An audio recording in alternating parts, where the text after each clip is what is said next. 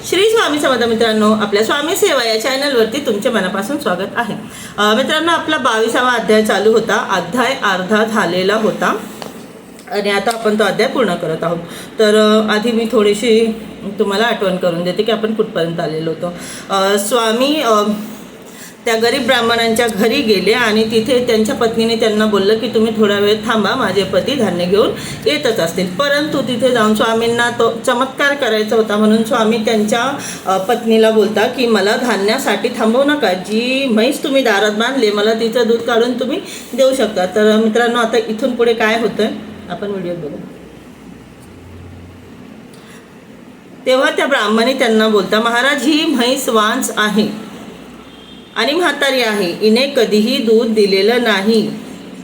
ती म्हैस बिचारी वांज होती, तिने कधीही दूध दिलेलं नव्हतं हे त्यांना पण माहितीच होतं स्वामींना, परंतु ते फक्त परीक्षा घेत होते। म्हणून आम्ही हिला माती वाहून नेण्याच्या उपयोगात आणतो आणि त्यातून मिळणाऱ्या उत्पन्नावर गुजारण करतो। त्यावर श्री गुरु म्हणाले, तुमचे म्हणणे मला पटले नाही, तुम्ही हिचे दूध काढून आणा बरं। गुरु तिथे त्यांच्या जिद्दीवरतीच अडलेले होते, कारण की तिथेच गुरूंना चमत्कार करायचा होता की काही कारणानिमित्ताने, कमीत कमी मला दाखवण्याच्या निमित्ताने तरी ह्या ब्राह्मणी तिथे जातील आणि त्या म्हशीचं दूध काढतील। ते गुरु बोलतात की मला तुमचं म्हणणं पटलेलंच नाही आहे की दारात म्हैस बांधलेली आहे आणि तुम्ही बोलता की ती म्हैस वांज आहे, तर मला काही माहिती नाही, तुम्ही म्हशीचं दूध काढून आणा, असं गुरु त्यांना बोलता। तेव्हा त्या ब्राह्मणी एक काष्ठपत्र घेऊन त्या म्हशीचे दूध काढण्यासाठी तिथे गेल्या। तिची आचळ पाण्याने धुतले आणि त्या दूध काढू लागल्या। तर काय आश्चर्य, त्या म्हशीला पाना फुटलेला होता, तिने 2 भांडी भरून दूध दिले। ते दूध त्यांनी घरात नेले। त्या समयी गुरु हे सामान्य यती नसून अवतारी आत्मा आहे याची त्यांना पूर्ण खात्री पटली।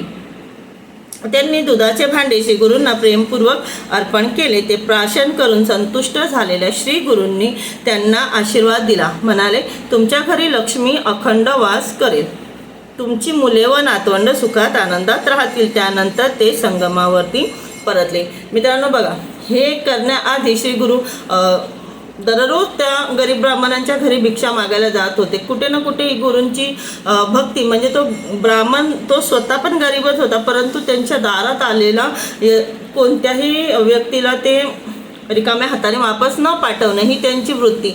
याच्यावरती गुरु प्रसन्न झाले आणि स्वामीच ते साक्षात दत्तगुरु, त्यांना सगळंच माहिती होतं, परंतु त्या दिवशी त्यांना तिथे काहीतरी त्यांना द्यायचं होतं, त्या ब्राह्मणांना काहीतरी द्यायचं होतं आणि ते निमित्त मात्र त्यांनी केलं की मला तुम्ही धान्य वगैरे मला आज पाहिजेच नाही आहे, तुमच्या दारामध्ये म्हैस बांधली तर मला या म्हशीचं दूध पाहिजे। तर या प्रकारे त्यांना आशीर्वाद देऊन त्यांना त्यांच्या घरामध्ये धन संपत्ती टिकेल, लक्ष्मी नांदेल, अखंड लक्ष्मी नांदेल असं त्यांना आशीर्वादसुद्धा दिला।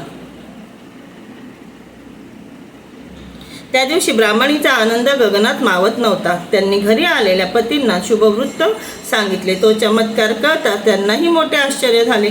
ते पतींना म्हणाले, त्यांच्या कृपादृष्टीने आपले दारिद्र्य सरले, ते सामान्य मनुष्य नसून यतीश्वर अवतार आहेत, आपण त्यांच्या दर्शनात जाऊया। मग ती दोघे संगमावर गेले। त्यांनी श्री गुरुचे दर्शन घेतले। दर्शन घेऊन त्यांची भक्तिभावाने पूजा केली, त्यांना नैवेद्य व तांबूल अर्पण केला, त्यांचे स्तवन केले आणि प्रदक्षिणाही घातली। त्यांची सेवा करताना त्या दोघांचे हृदय कृतज्ञतेने भरून आलेले होते। श्री गुरूंच्या आशीर्वादाने वैभव संपन्न झाले, त्यांना सदृढ संतती झाली। हे कुटुंब सुखात नांदू लागले, सुखात राहून नांदू लागले। सिद्ध म्हणाले, नामधारक ललाटी काहीही लेखलेला असला तरी श्री गुरु तो बदलू शकतात, असे आहे त्यांचे अगाध महात्म्य। श्रद्धावंत भाविकाला त्यांचा कृपाप्रसाद हा लाभतो। ज्याच्यावर गुरुकृपा होते तो नर भाग्यवंत होतो, त्याचे सुदैव काय वर्णन करावे। श्री गुरूंचे चरित्र इतके पवित्र आहे की ते ऐकणाराही सुखी होतो, त्याच्या घरी दैन्य राहत नाही। मित्रांनो, इथे आपला अध्याय संपलेला आहे, पण बघा मित्रांनो, आपण थोडीशी सेवा केली, थोडीशी पूजापाठ केली, थोडीफार जे आपण रेग्युलरमध्ये करतो, ही सेवा केल्यानंतर आपल्या इच्छा अपेक्षा आपल्या लगेच जागृत होतं की आम्ही इतकी दररोज सेवा करतोय, दररोज पूजा करतोय, दररोज उपवास वगैरे करतोय आम्ही, तरी आम्हाला देव नाही पावत आहे। पण त्यांना जेव्हा द्यायचं असतं ते स्वामी असो, दत्तगुरू असो, नृसिंह सरस्वती असो या किंवा आणखी कोणी असो, ते सगळं बघत असतात. त्यांना जेव्हा आपल्याला द्यायचं असतं ते तेव्हा बरोबर देत असतात. त्यामुळे मित्रांनो, इतकी घाई नका करू. एखाद्या गोष्टीसाठी जर तुम्ही देवाची प्रार्थना करत असाल, पूजा करत असाल, व्रतवैकल्य करत असाल, तर त्याला सातत्याने करा. इतक्या लवकर अपेक्षा सोडू नका. आणि इतक्या लवकर निराश होऊन चालणार कसं?